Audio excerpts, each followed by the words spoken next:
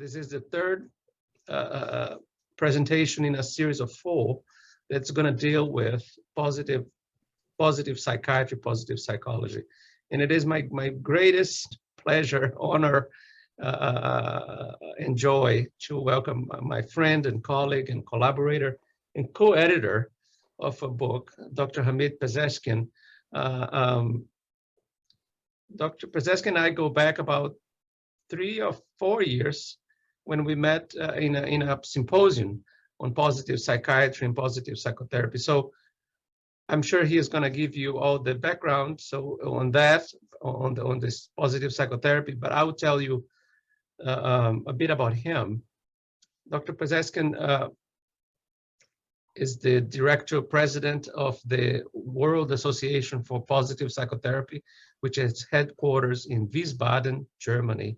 And over there, they have an institute, they have the association, they have the institute, they have the clinic, and they have a teaching facility with hundreds of students and residents that learn psychotherapy, positive psychotherapy, which is recognized in Germany as one of the different types, modalities of psychodynamic psychotherapy.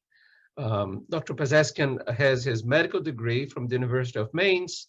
He has a research PhD from the University of Mainz. He is trained in psychiatry and psychotherapy, and he also has a postgraduate degree from the Research Institute in St. Petersburg, Russia. He has been recognized as a professor and a teacher of psychotherapy across the world, more specifically in Germany, in the Ukraine, in Turkey, in Poland, in Russia, in the many countries represented in the International Association for Positive Psychotherapy.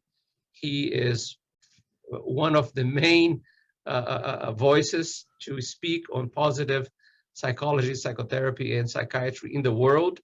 And my hope is that this is just the beginning of a collaboration between his institute and our department, that one day we can have faculty members come from one to another to practice and to collaborate. And one day our trainees could spend time with one another in St. Louis and in Wiesbaden, Germany. So with that, I would like to welcome Hamid virtually here. I hope that we can welcome him and actually his wife who is present, Catherine Peseschkian. I hope they can come visit us in the next 12 months and that we can foster and make sure this collaboration gets going, because Dr. Hamid Peseschkian has so much to teach us, and he is such a good person that I'm sure you will enjoy the time you're going to have with him today, and that you're going to be asking for more, and that we will be able to provide more in the months and years to come of this friendship and this collaboration. Dr. Peseschkian, welcome to St. Louis. Thank you very much. Dear Dr. Messias, dear colleagues, really thank you very much for this opportunity, and it's really a pleasure to meet all of you. Even I really deeply regret that we can't meet in person, because so we have to meet in Zoom land, so to say, but really at least this works now by Zoom, but I hope to see really all of you in person, then we can exchange more ideas and so on then. Actually, I have very good memories of Missouri. I have a relative who is a psychiatrist who lives with his family in Colombia. I visited in Kansas City a large conference many years ago. I was even on the Arch in St. Louis, which was also not so easy. So there's a lot of memories about that. Let me go to this now. I have to, well, first of all, you need that. I have no relevant financial relationships to disclose. I don't know how it's in the States, but in Germany, there is no company which funds psychotherapy, because actually it reduces the length of stay in hospitals and you prescribe less drugs. So therefore, usually people are not interested in that. And my statement on language is, you can see that, never make fun of someone who speaks broken English. It means they know another language. Okay. And the other are these educational objectives. We'll get to them. Well, you see, Professor Messias and myself, we met at the APA conference 3.5 years ago. And then immediately, so to say, I think we established a very close relationship. 1 year later, we could welcome him here in our academy in Wiesbaden, which is near Frankfurt. And we wrote a book together with 45 people. And you see, when you write a book with someone, you really get to know to the person, and it works out really. It worked out very, very nicely, and I'm really very happy about our professional and relationship and friendship. Well, you mentioned already what I'm doing during the daytime. I'm busy in the psychotherapy training and education now for the last about 22 years. And the German psychotherapy education looks like that. So it's a 5-year postgraduate training, which takes or which consists of 4,200 hours. And here in our academy, so you can envisage this something like a private university for psychotherapy. There are state license, and what is very interesting, we have an outpatient teaching clinic, and the insurance pays the therapies of the residents. So that's a very nice thing. So we have about 160 part-time psychotherapy residents here in our clinic. So while we are speaking now, they are running around in the 55 treatment rooms, and we do only psychotherapy. Yeah. So even we have a few psychiatrists here, but we do only psychotherapy here. So that's so it's really one of the largest psychotherapy centers, and we have here in Wiesbaden more than 1,000 people in a continuous psychotherapeutic treatment. 1,000 who every week come here. Well, so when I speak of psychotherapy, so I'm speaking a little bit about this German situation, which one has to confess is maybe regarding insurance system the best in the world. And even then, some people are unsatisfied with that. So for adults, the insurance company pay 100 sessions. And you know, in Germany, the insurance covers everything. So the patient doesn't pay himself. And for youth, actually, because I heard you are thinking about opening a child and youth department, for youth, they pay up to 180 sessions. I mean, this is really something. And this started in 1967, actually. So that's a nice thing, which maybe we can copy somewhere else. Well, as you know, here we are all used in our daily time to pressure. So I will also try to introduce positive psychotherapy in, I don't know, 45 minutes to you. I want to focus on a few points so that you get some feeling about that. What are we doing? What do we mean with that? And maybe how can we apply that with inpatients, outpatients, then and so on. You might know this statement of Victor Hugo, who said, "Nothing is as strong as an idea whose time has come." So it seemed that about a few decades ago, the time for the positive had come somehow. We all know these are always processes which take a long time.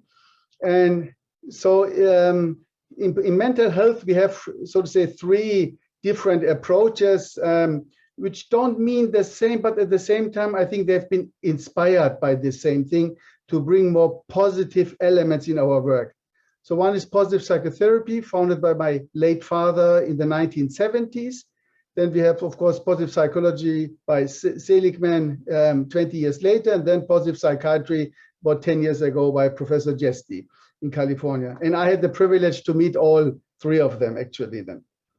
So just for information, Seligman uses sometimes the term positive psychotherapy, but they are meaning it in another sense. So today we are speaking about positive psychotherapy after Peseschkian. And a motto or proverb, if you want, we have, and which we use with a lot of clients and also in trainings is, if you want something you have never had, you have to do something you have never done before. So I guess it all started with that vision, how to get the positive into psychotherapy. And just on one slide, really very briefly, So my father, who was a German trained psychiatrist, neurologist, psychotherapist, of course, in the late 60s, he got, of course, very inspired by humanistic psychology coming, especially from the States or especially from California. There were personal encounters with some leading figures of psychotherapy. And he was also inspired by the very humanistic teachings and virtues of the Baha'i faith. And he always mentioned he was looking for an integrative method because he had seen, especially in Frankfurt, these problems between psychoanalysts and behavior therapists. So he was always telling the story, they would not even have lunch together and so on. So the idea was, how can different methods work together? And of course, the own transcultural situation, originally from Iran, Persia, living now in Germany. So what's the idea? What are similarities and differences between people of different cultures? So in the 1970s, the term positive psychotherapy came up and then was published in German, English, and other languages. And then so there are, I don't know, you see more than 26 books around and so on and so on. The term positive sometimes leads to a misunderstanding. In the way we use it in positive psychotherapy comes from the, if you want, original Latin, which is positum or positivus, which means, if you take it now from Wikipedia, for example, the actual, the real, the concrete, the given. So we say given or existing are not only the problems of the client, but also his or her capacities, potential, and so on. Then, so that's what we mean. Practically, I would like to introduce today these first two basic principles of positive psychotherapy, which is, one is the principle of hope, it's like the base of our work, and then a very practical technique, we call it the balance model, and show you how you can apply this really in your own life and also in the life of the clients. Actually, one of the original ideas was not only how to help our clients and patients, but also how to help the psychiatrist, the psychotherapist, the mental health worker, and his or her family. So I think that's also something very important, so that we don't only preach something for our patients, but that we apply this in our own life. Okay, so this is. You might be familiar with this experiment with rats, which was done in the States many years ago. They put some rats into a, I don't know, glass of water or something, and now after about 2 minutes, they drowned and died. Then a second experiment with new rats, of course, and then they just before they were going to die, they put the ladder and they got out. So they put then these rats with that experience again into a I don't know, glass or whatever pool, and this time the rats could swim 40 to 60 hours. And now, if you would be in a seminar where we would each meet each other, of course, the question would be, what did the rat have? And and of course, it was hope. Yeah, because of course there was nothing injected into the rats or something else, but that was hope. And now is the question: if hope is so important for rats, how it is then for human beings then? And very often we don't use this element of hope enough in our work. Of course, some people say, okay, everything will be fine, don't worry, but I mean, this is not hope, yeah?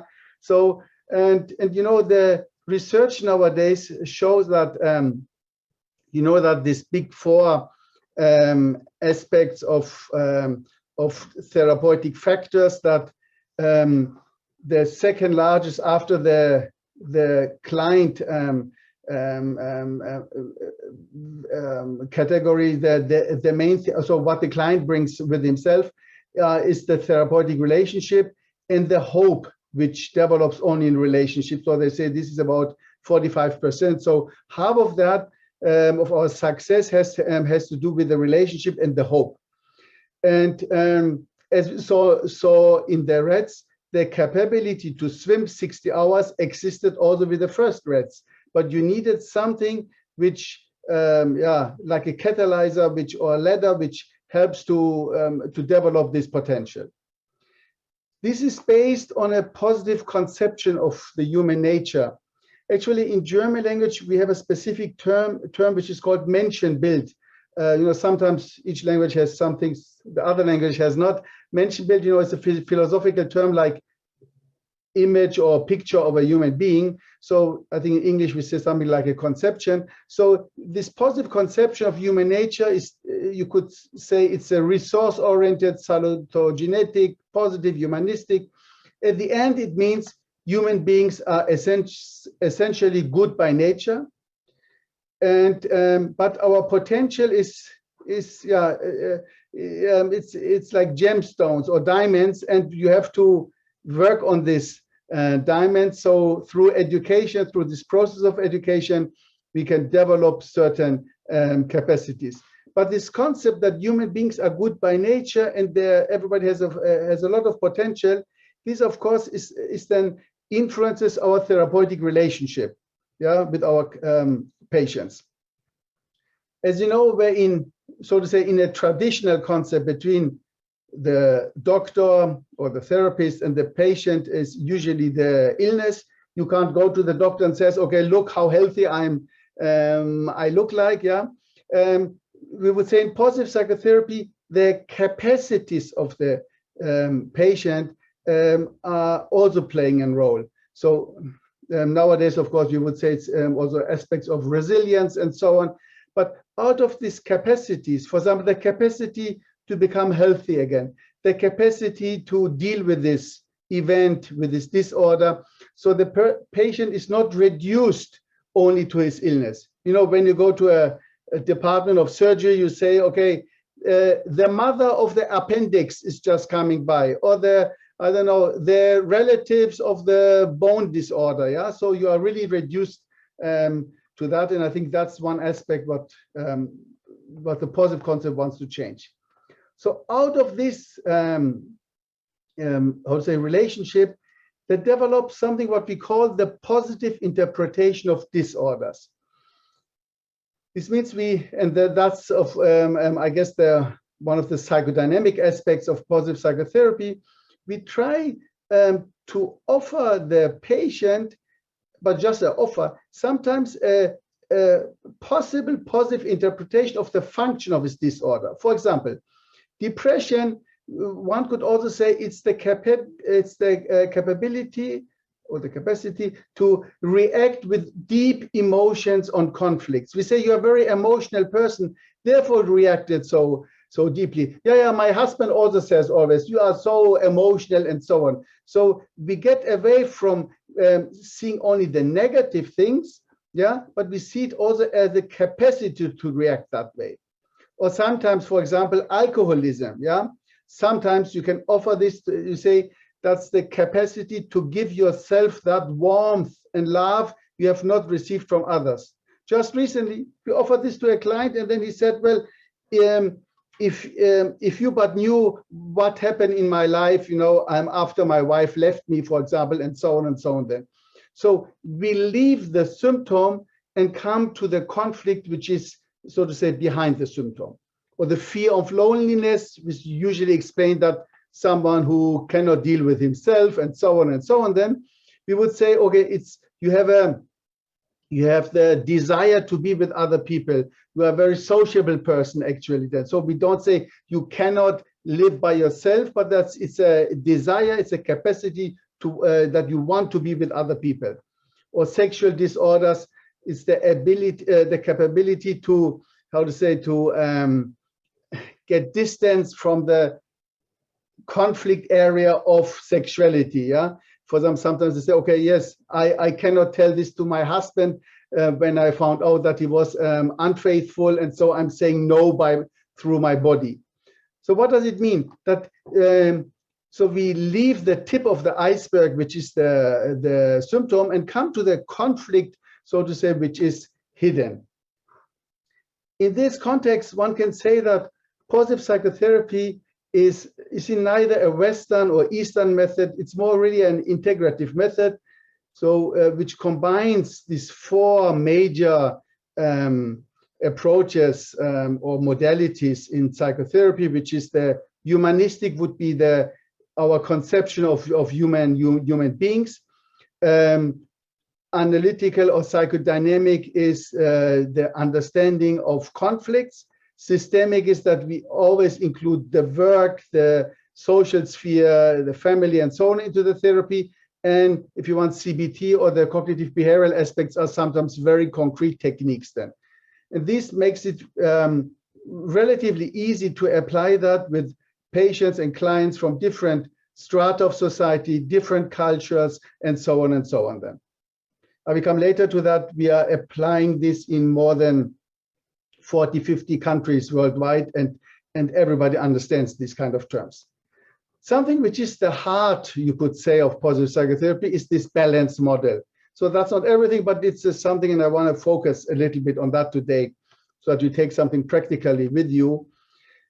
This balance model says that there are 4 major areas in life in which we can put our energy in.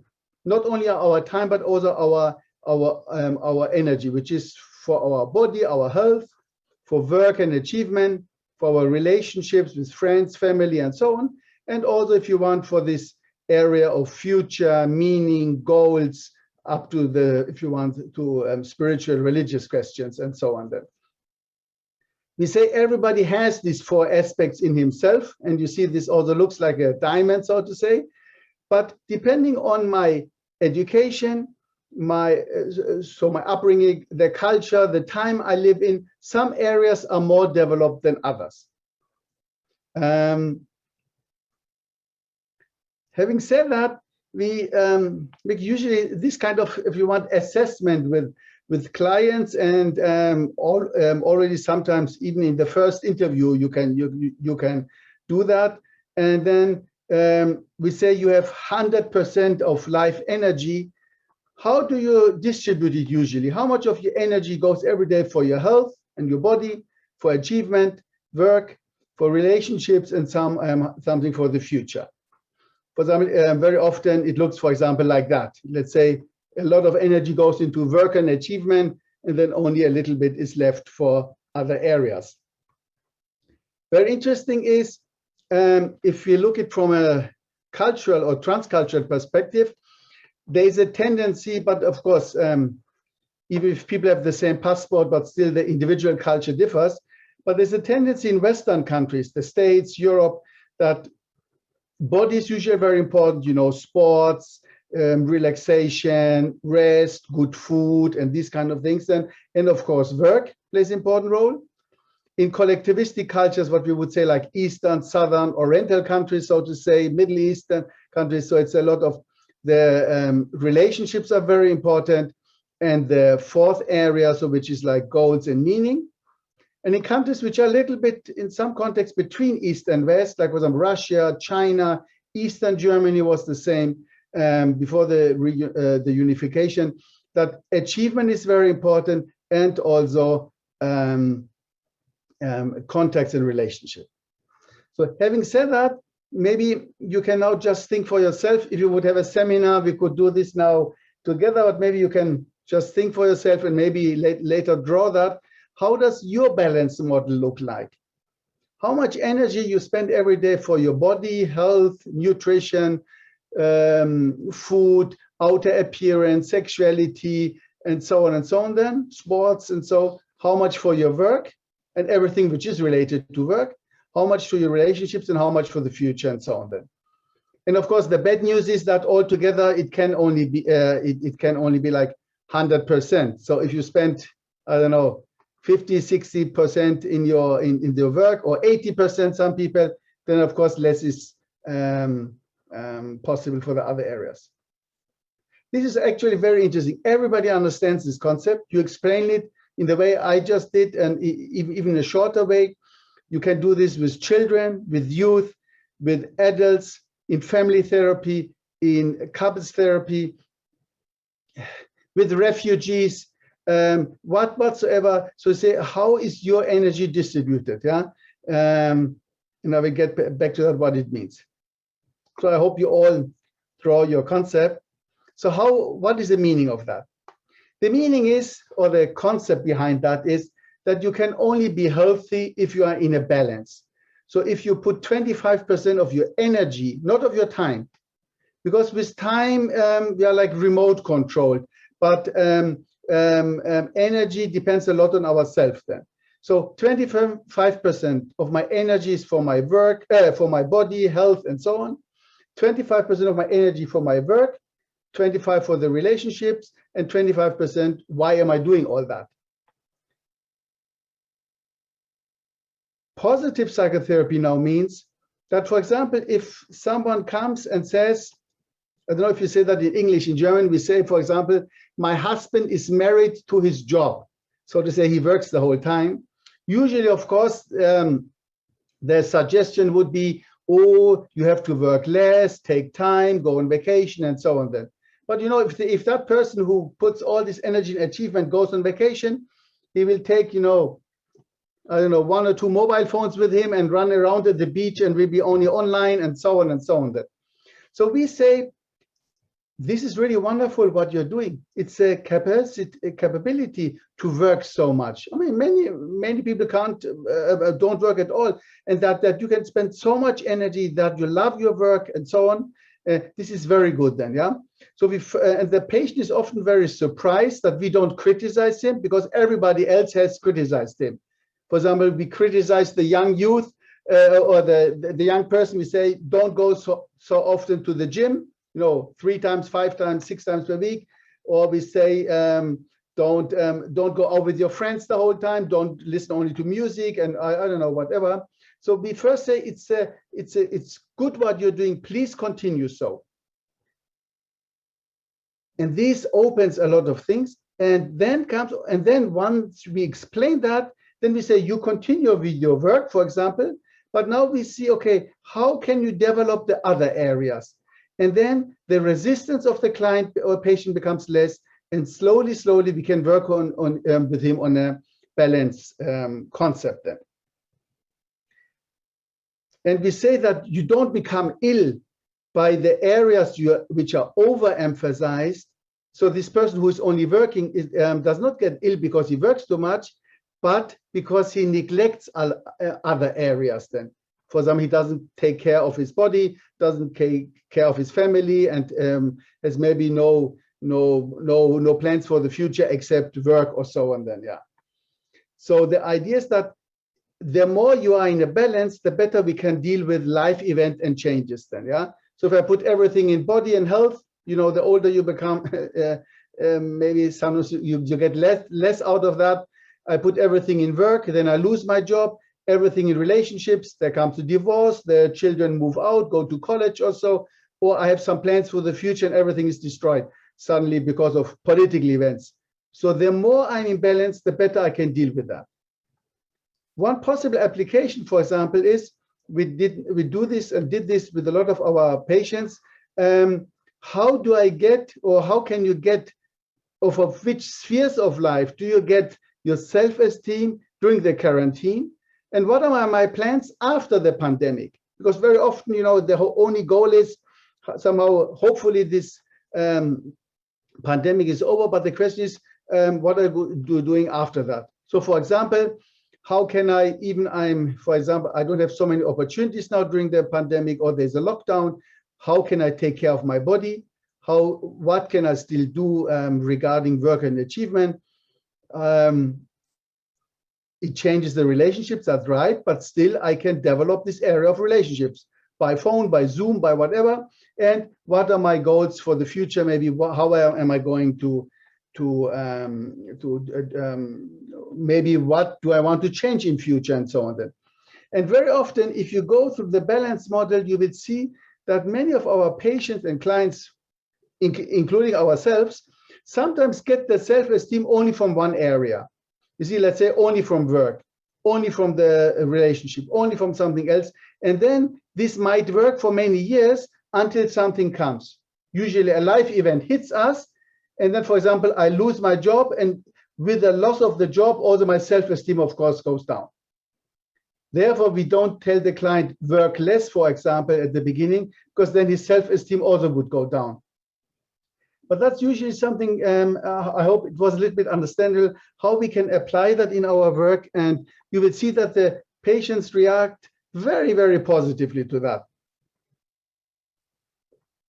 Actually, if you work with families, the children love that. If you draw that in the family, maybe with different colors and so on, then the dad has worked so much this week. I don't know, my mother's only, I don't know, had headaches, the other is there. So that's very interesting, and it gives opportunity to discuss this in the family and to see what are our plans in these areas. So I hope this was a little bit understandable, and maybe in the discussion we can go deeper. Now I want to focus a little bit on some transcultural aspects.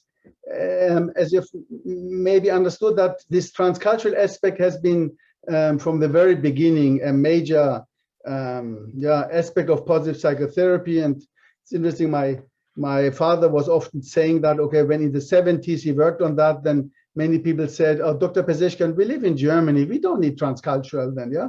Of course, nowadays you see that this is maybe one of the largest problems we have in not only mental health, but also among different people and nations.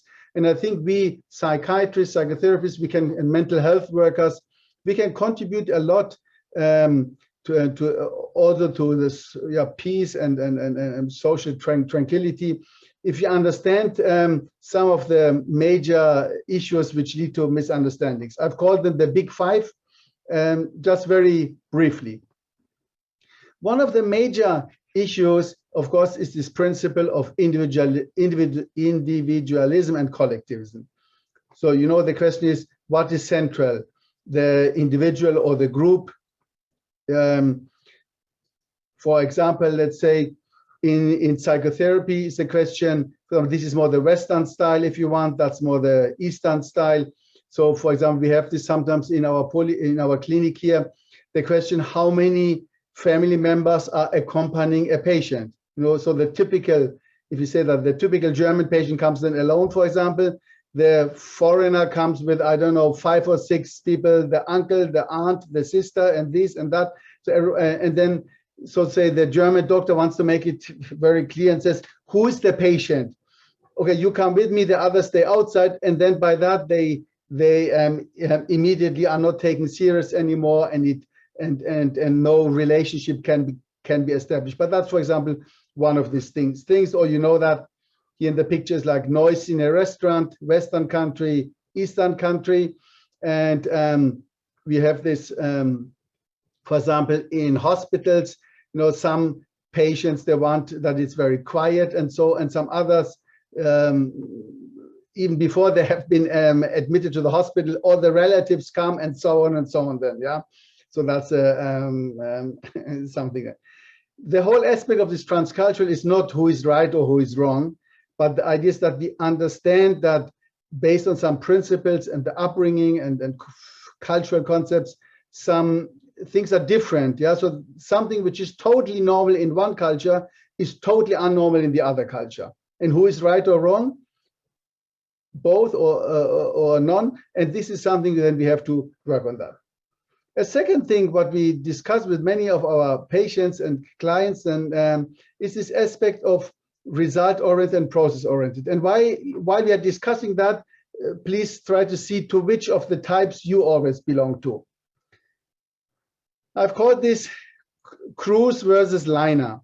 See, result-oriented things, which comes a lot, I think, actually from the States. Then, you know, many people are paid in business only according to the results. So the concept is only concrete results count.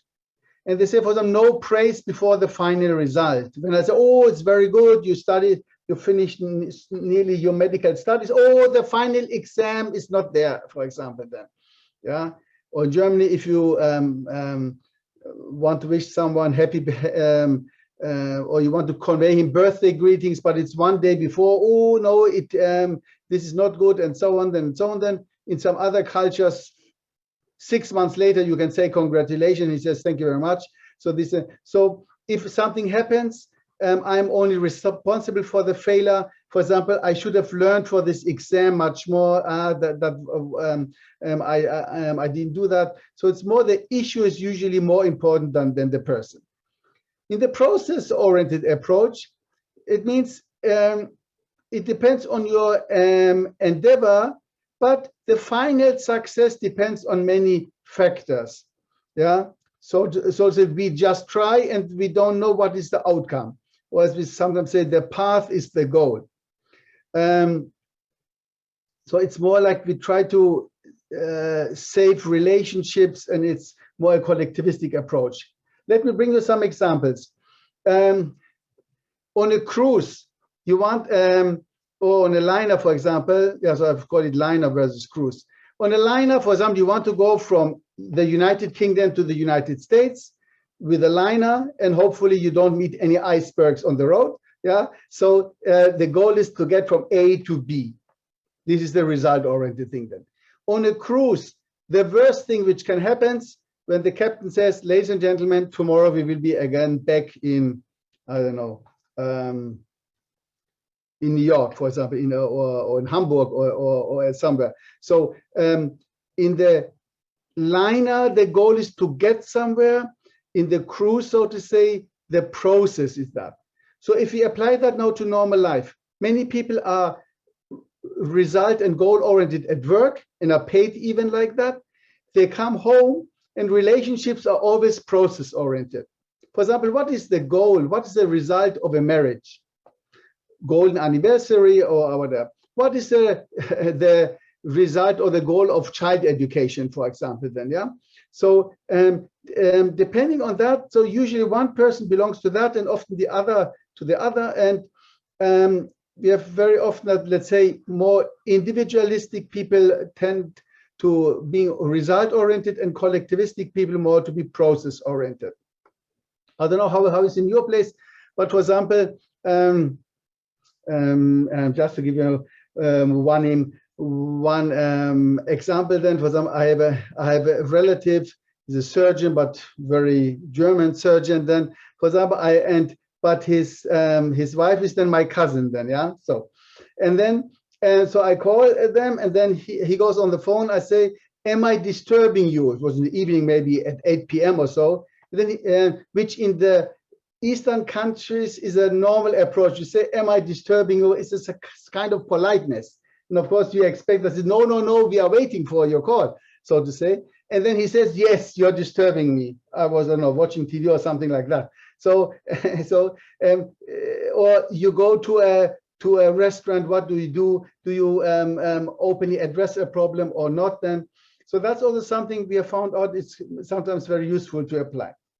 The other one, what I want to only share very briefly, is this difference between different actual capabilities. In positive psychotherapy, we take the social norms, which you know, like punctuality, orderliness, obedience, and so on, and some of them, which are more the rational one, we call the secondary ones, and the other one are more the primary ones are more the emotional ones: love, patience, contact, confidence, and so on. Then, and so the idea is that we try to see, for example, someone comes with marital problems, not to say in general we have marital problems, but what is the contents of that? Usually it's one or two of these actual capabilities play a role. For example, they say, "My wife is always unpunctual." We make something like, or I don't know, with the children, is the subject of orderliness, or it's a thing about thrift, spending money or not. So, so we focused in the therapy on that instead of saying, it's a major thing. Let's say take the issue of punctuality for example, in Germany still it is like that. Then, yeah. So when you say it's this time, let's say it is 12 o'clock. It is 12 o'clock. If you come earlier or later, both is seen as very impolite. So you arrive somewhere. You are invited, you stay usually in the car, and only when it's on time you get in then, even if it's if you're invited to someone to his home or so. In the collectivistic culture here, 12 o'clock is plus minus half an hour, and then so they say, "Oh, I'm happy that I made it." In the 1990s, I lived for 8 years in Russia or Soviet Union at that time. And for example, we had sometimes people at 11 p.m.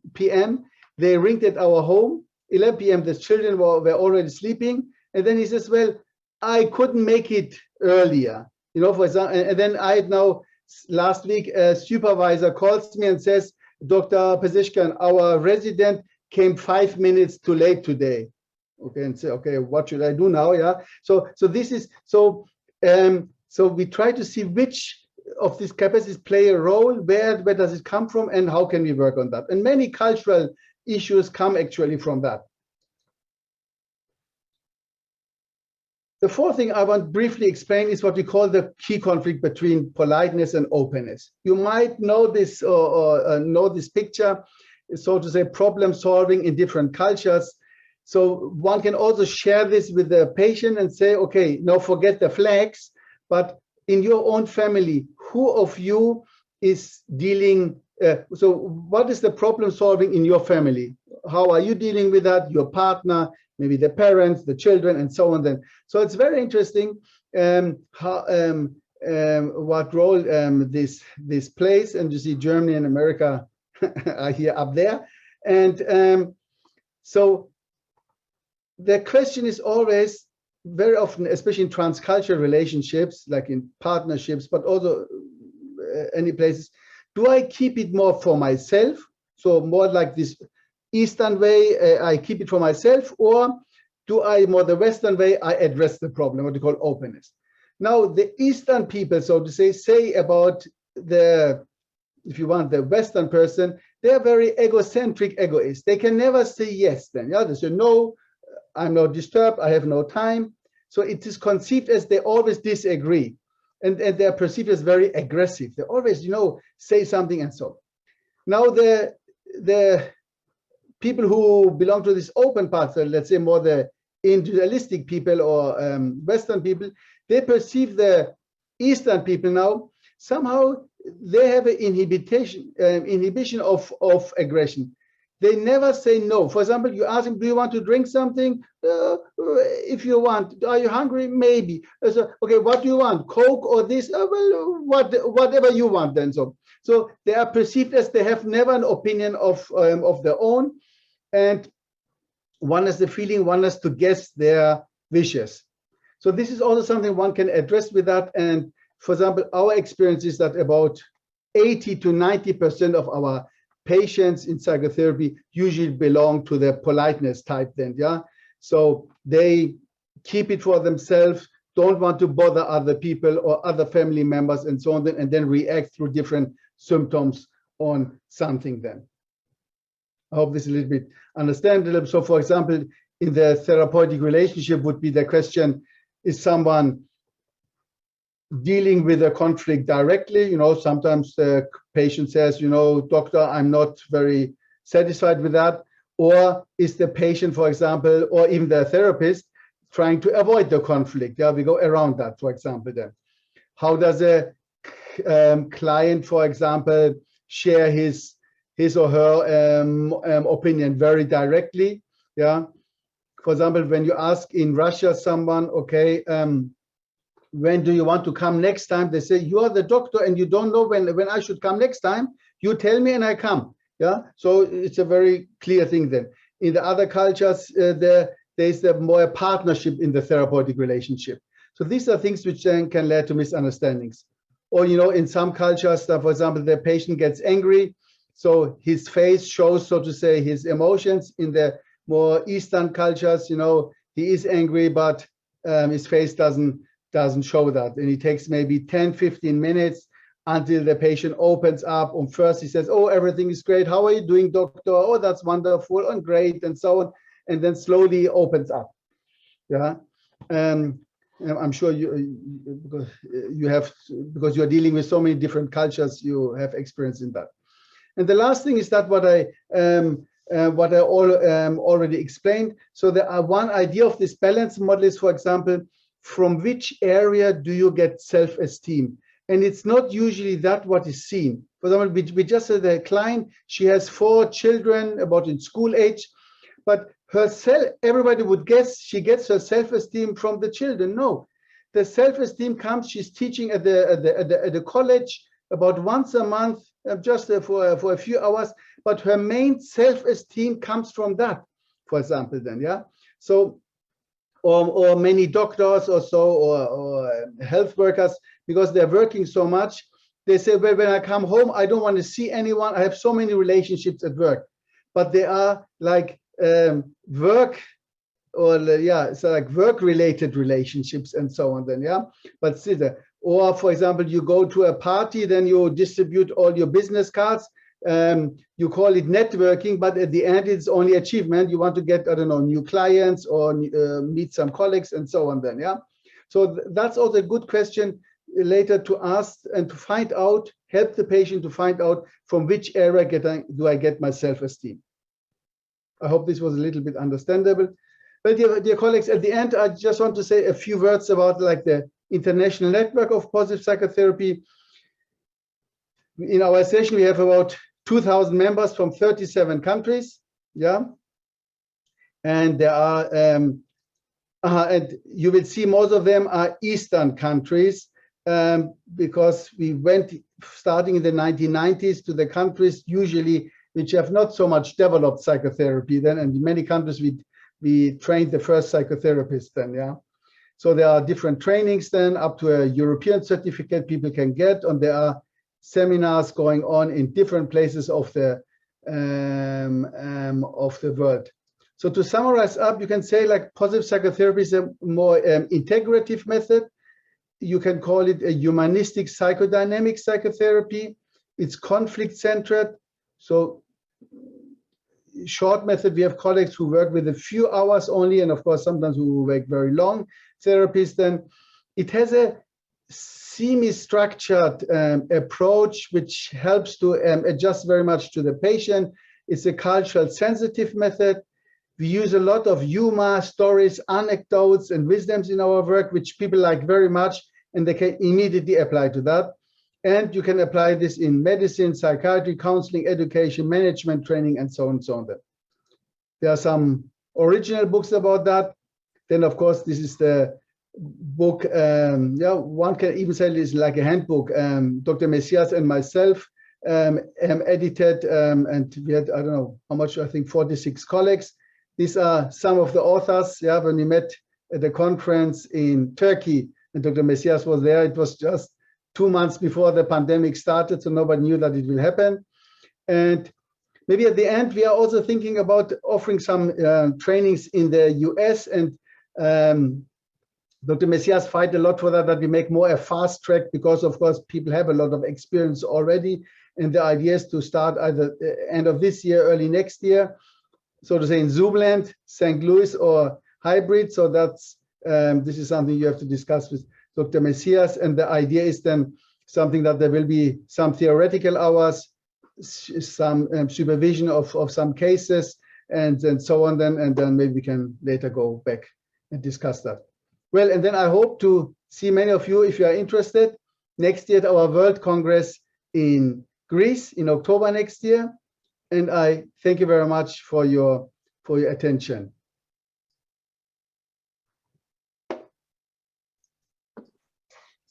Thank you. So I think now we can see each other. It's maybe easier then, yeah. Yes. We can open the floor for questions, and then people can ask questions, and then we'll continue the conversation. I have a question. Yes, please. Yeah, very, very interesting. And I think that to some extent, we try to apply some of these principles even in medication management without necessarily having the grounding of the positive therapy approach. My question is, how do you set goals in this positive psychotherapy? And how do you go about, because I'm thinking of the process versus goals spectrum, how do you go about doing this with the patient? Well, for example, one of the things is what we try to ask relatively at the beginning already of the treatment: what are you going to do if you don't have this problem or this disorder anymore? You see, because very often, the client, maybe because it's a chronic disease or whatever, or maybe because the whole attention goes there. For example, the illness becomes like the major focus of the attention. So the only goal is to be disorder free. But so what are you going to do? For example, this balance model is very good. What are you going to do in these 4 areas when you don't have this conflict anymore? Yeah. And sometimes people say, frankly speaking, I'm going to work even more than before.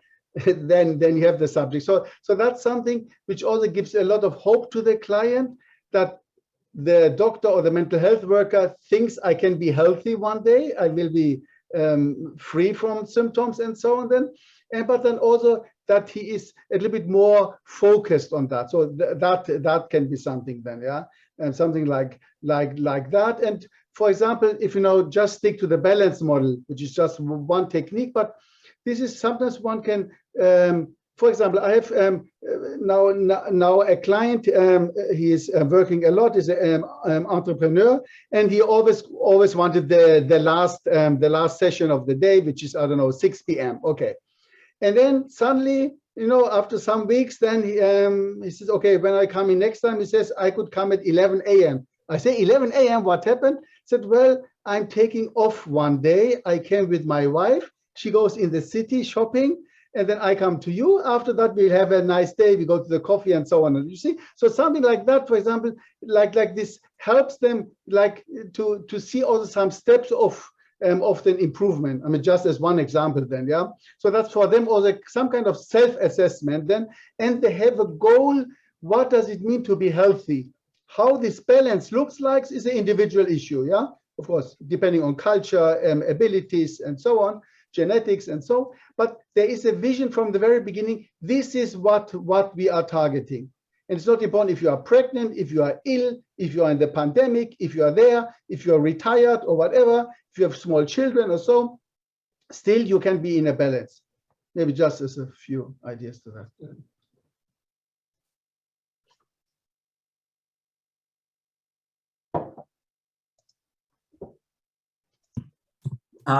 Thank you so much, Dr. Peseschkian, for this really interesting rounds. I had a question also sort of getting that into, touching on what Dr. Feldhaus said about trying to incorporate, and we do try to incorporate some of these elements into our med management appointments. And I feel like this question is actually very sort of American culture oriented, that I'll acknowledge that from the beginning. You mentioned specifically like that a lot of your, that your practice is just psychotherapy, no med management. And that's really wonderful. For us, I'm wondering how we can incorporate, or the best sort of way we can incorporate patient capacity and not just med management into a med management appointment. So it's kind of like saying, yes, I know that capacity is important, but we've got 30 minutes. According to insurance, I have to ask X amount of questions. I have to do a med reconciliation. Got to make sure specific symptoms are addressed and we're adjusting the medications. Also, I need to assess their capacity. So, like what they're sort of incorporating that positive stuff. So how can I do that, but only in 2 minutes of an appointment? And I acknowledge the limitations of that question. Yeah. But obviously, we are working also a lot here with, for example, general practitioners, yeah, who also have only, I don't know, 5 minutes or something like that then. And indeed, they use the balance model. Sorry to come back to that, but for example, you have this picture in your office. You just show them. You ask them how it is. You give it to them and say, okay, next time when you come, for example, we will go through that or so on, or we have some questions to this area. So some kind of homework we give to them. But it depends, of course, if you are now inpatient or outpatient. For example, in a hospital, what one, I'm sure you are doing that. So some kind of group therapy or something like that. I know when I was in the psychiatric hospital, we had this, we had also some kind of group therapy, but it was very boring. We got together, and then the leader asked, or the therapist asked, okay, who wants to say something today? And then, and the one who is with schizophrenic speaks, I don't know, God knows what, and the others, I don't know, or nobody says something. It was very boring. it changed immediately when we started to work with stories. You know, we have a lot of like stories, anecdotes, we work with them. So we were reading the story, and then we played it like in a pantomime or psychodrama thing. We played it for 10 minutes. And then in the circle, everybody would give a feedback on how he can apply this story maybe to his own situation. And then you could see those patients which are of course not so much in the acute state, they can relate this to them. Some others, of course, they are only in the story and in the fantasy, and so something like that. But so if I would have really only a few minutes time, I would work with the balance model. Explain this briefly, give it to them, say, you go home, you draw that, you come next time and we speak about that, because then they have something really, not only like a homework, but it's like a long-term vision they get in the very, if you have really only 5 minutes or so then, yeah. Thank you, appreciate that. Hi, Dr. Peseschkian. Thank you for your speech. I was able to talk to Dr. Macias last week about positive psychotherapy, and he introduced your father's book, and I was able to read it. And he talked about a lot of these similar things and how stories are so crucial to, you know, the patient-physician relationship. And you kind of touched base on stories, just talking about Dr. Grisman's question, and even in your presentation, you had lots of examples of your own patients, and all of those are very helpful. How do you go about incorporating stories in a one-on-one interaction with a patient?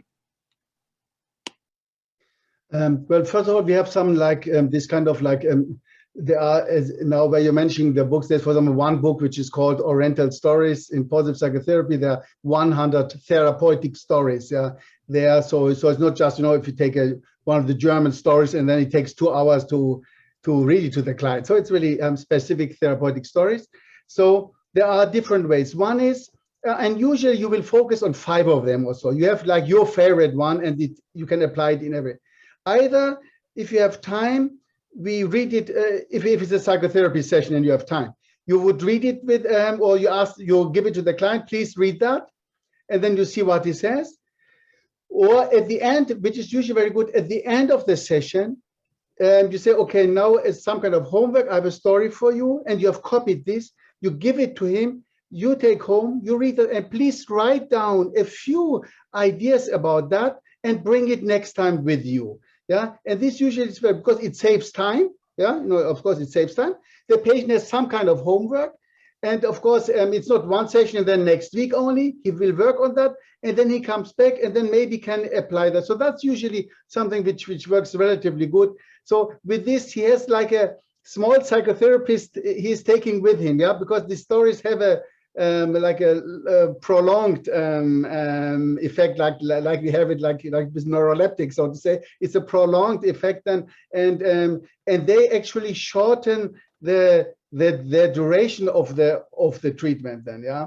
And usually 95% of people react very positive to that, to these kind of stories then. Or you ask them, maybe you can think at home, what other stories come to your mind, or maybe your grandmother and this, you know, oh, my grandmother was always telling that, these kind of things then. Thank you. I'm going to, I want to thank you again, Hamid, for being here today. And I hope that this is just the beginning of our collaboration. Yes. I'm going to be strict on time, so it's 9 o'clock here. Yeah. And I appreciate your presentation. I really want to thank you, my friend, for being here. It's been a pleasure to hear this presentation again. Every time I learned something new, and today was no different. I took some notes and lessons about the balance model and applying and the use of stories. And I think this idea of the transcultural is very, very important today. We live in a world that is more and more connected.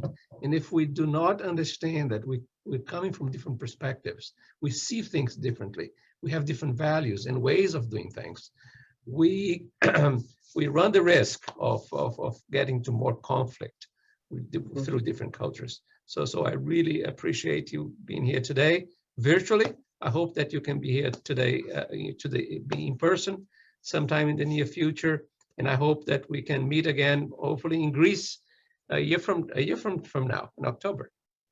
Thank Thank you. you. Thank you much for the invitation. Thank you very much for the Yes. invitation. Okay. So some Bye-bye. people-